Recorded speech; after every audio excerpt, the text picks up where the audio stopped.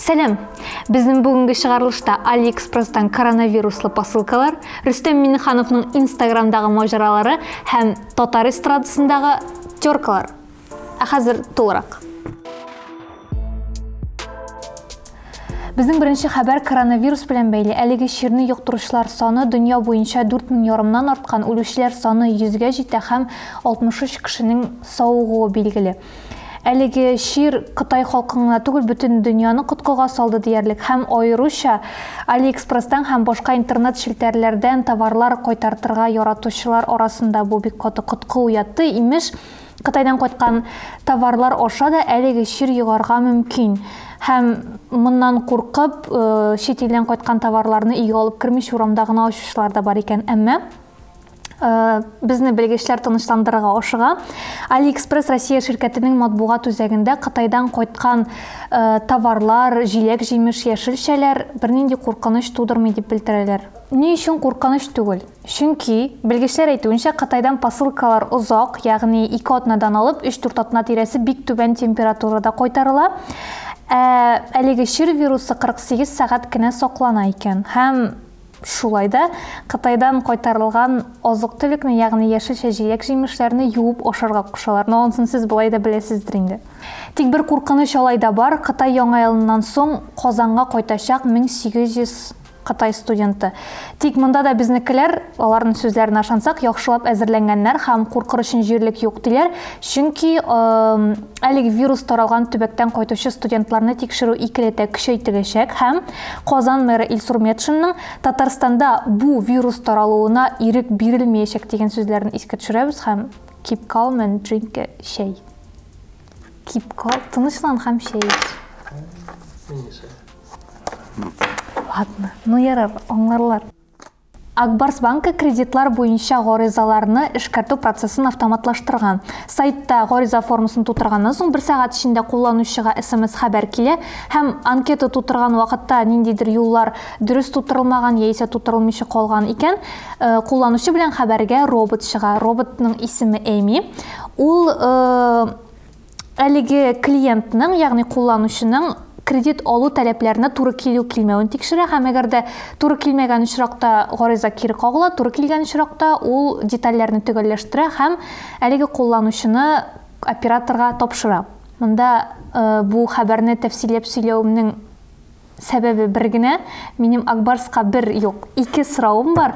Кайчан Эми Әминә булачак һәм татарча сөйләшә башлаячак? Роботлар дигәннән Татарстанда 4 кешене юлларда урнаштырылган видеофиксация камера операторларына һөҗүм ясаганнары өчен хөкем иткәннәр.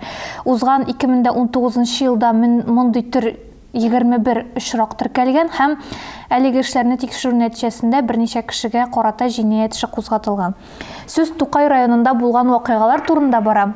2 кеше операторга, ягъни камераны саклаучы кешегә ут сүндергеч, ягъни огнетушитель белән сиптерәләр һәм аның машинасына һәм видеофиксация комплексына көрәк белән һөҗүм итәләр. Моның өчен әлеге 2 кеше шартлы рәвештә хөкем ителгән, берсе 2 ел, 2 елга, икенчесе 2 елда 2 айга.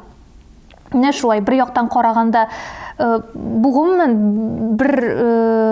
бу ситуацияны гомумән бер яклыгына бәяләп булмый. Бер яктан караганда, әгәр юл йөрү кагыйдәләре бар, син аны үтәргә тиерсең, әгәр дә син каның кызышып чабарга яратасың икән, будь добр, штрафыңны түлә.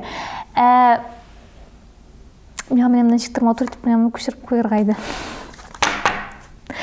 Тик шул ук вакытта бер фактны да истән чыгармаска кирәк. Камералар саны буенча Татарстан Россия регионнары арасында беренче урында тора. Һәм кайбер регионнарда ул камералар шәһәр эчендә дә сирәк күренеш.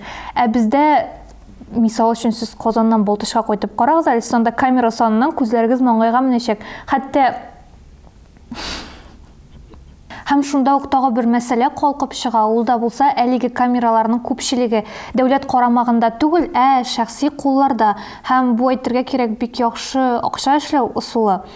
Һәм интернетка ышансак, мондый камераларны аварияләр күп була торган урыннарга түгел, юл йөртүчеләр тизлекне иң еш арттыра торган урыннарга һәм ел йөрү кагыйдәләрен иң еш боза торган урыннарга куялар икән.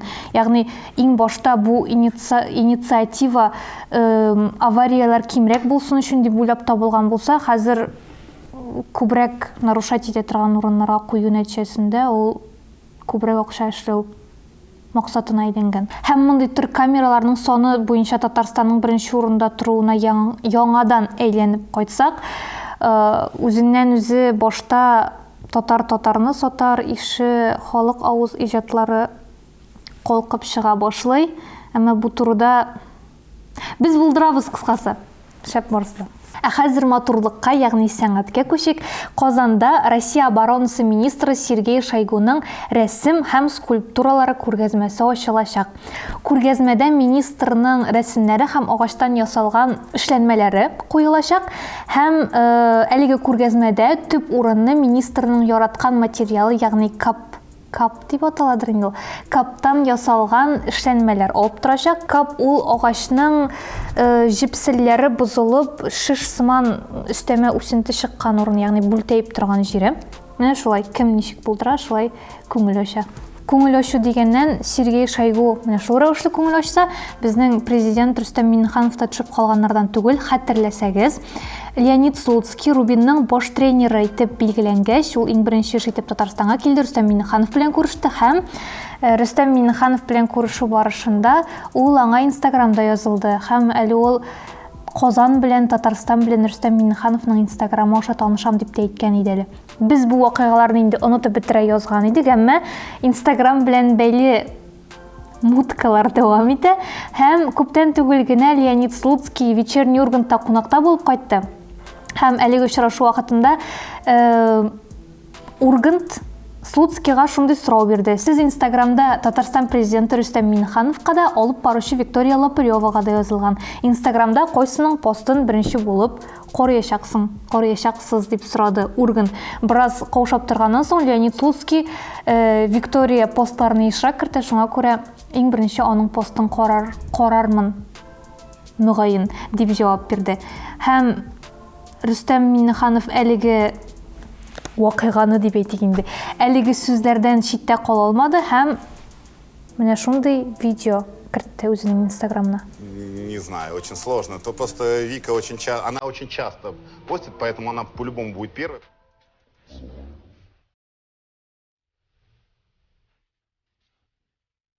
Ой, шаянда инде безнең президент.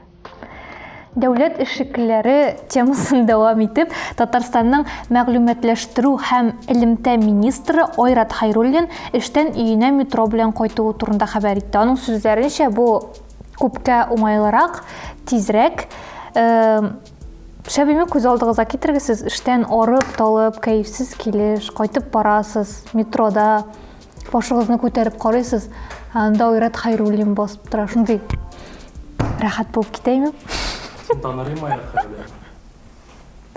Хәзер таныйм. Мин аның фотоларын карадым, мин аны беләм.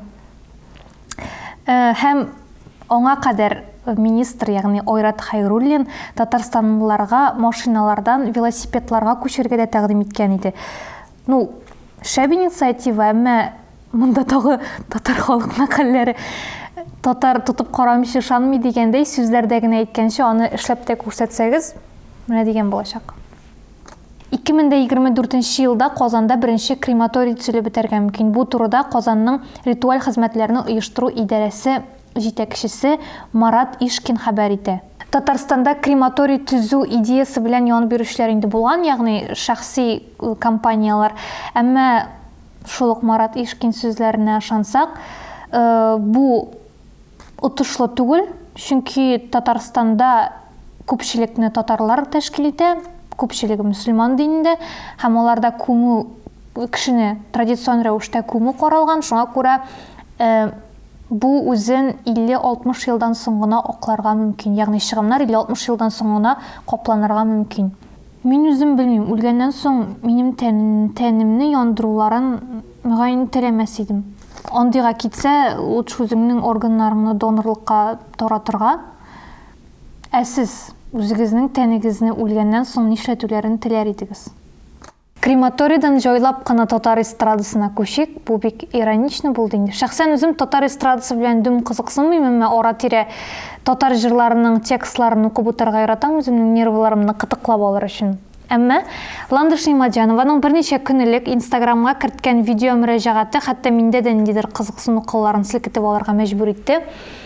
3 карадым, берни аңламадым.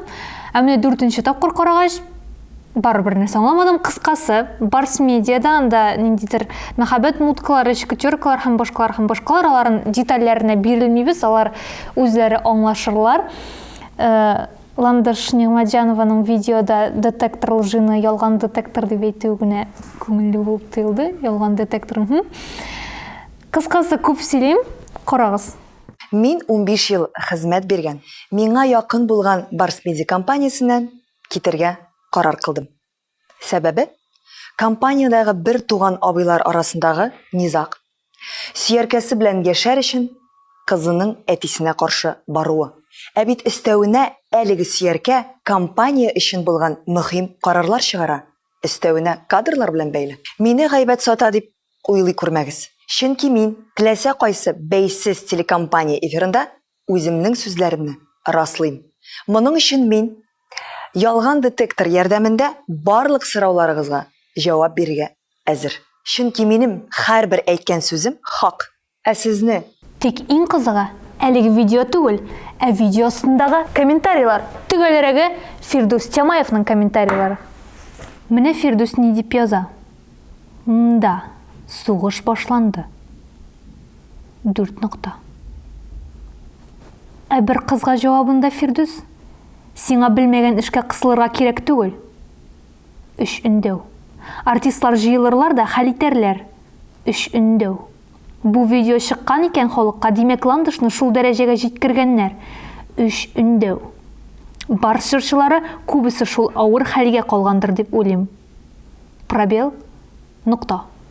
Шуның белән без дә бүгенге чыгарылышыбызга нокта куябыз. Минем исемем Гүзәл, урамда рәхәт, җылы, кар, шыгыр-шыгыр атлап барасын.